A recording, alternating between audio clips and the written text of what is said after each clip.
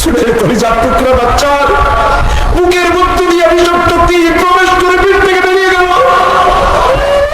এই মুহররম মাসে একটি দিন আশুরা, 10ই মুহররম, প্রতিবাদ, অন্যায়ের বিরুদ্ধে প্রতিবাদের স্বাক্ষর বহন করবে কিয়ামত পর্যন্ত।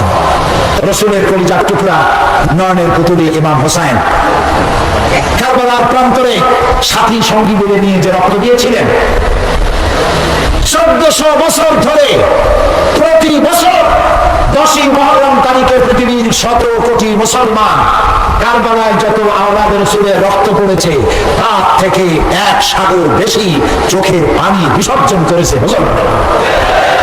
এর থেকে নির্মম, এর থেকে মর্মান্তিক, এর থেকে মারাত্মক কঠিন দুর্ঘটনা পৃথিবীতে আর ঘটনা না।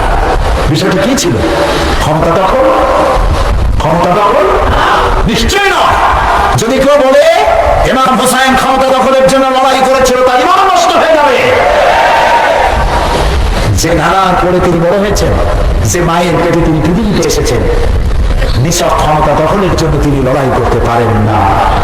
সাইয়্যিদে আসবাব আহলুল জান্নাহ, জান্নাতের সমস্ত জওয়ানদের সরদার হবেন হাসান হুসাইন রাদিয়াল্লাহু তাআলা আনহুমা।